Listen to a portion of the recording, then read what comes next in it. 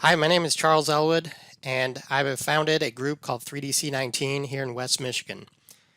This is a story that I wanted to tell to the residents, the people living on the island of Puerto Rico.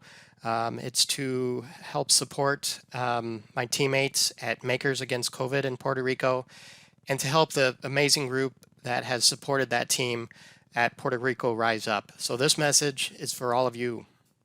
So my friend Christian at Makers Against COVID asked me to explain why I'm doing this. And the reason I did all of this was to help alleviate some of the fear, some of the concern, and some of the pain that people that are living in Puerto Rico are experiencing. My whole experience in life I've found recently is to help people overcome fear and reduce their pain. So I wanted to do this for the people in Puerto Rico. So this is an interesting story because it starts out with a friend of mine who also was a part of our group, 3DC19.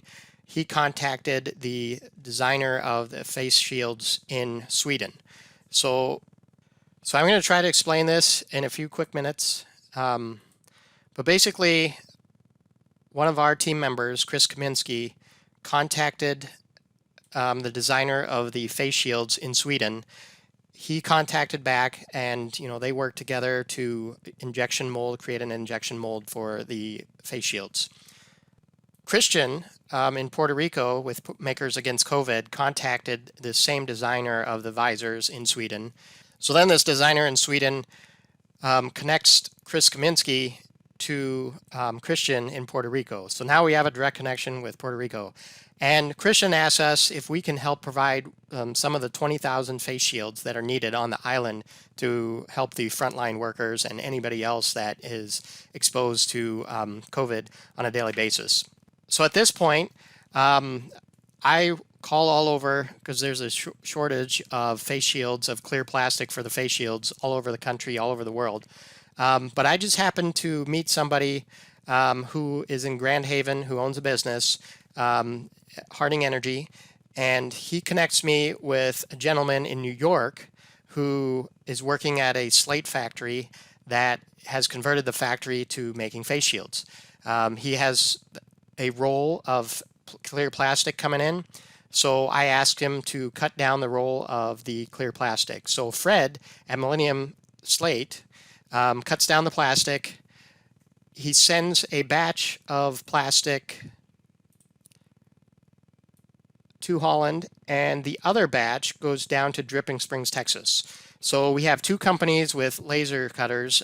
Jordan at Arindy has a laser cutter. Jason at Creative Creations has a laser cutter. And then the Dripping Springs High School, I believe their robotics team has a laser. That department has a laser. So they were cutting too. So we split the shipment. We sent some to Michigan. We sent some down to Texas. In Michigan, we had a company called Omni Tool and Engineering that housed the material for us. So once it was all cut, we had another company called Hayworth who contacted another company called Expeditors International, and they are managing the shipment down to Puerto Rico. So we're going to have actually two shipments from West Michigan to Puerto Rico. One is already on its way. There's a second shipment heading down there. And then from Dripping Springs, we'll also send a shipment.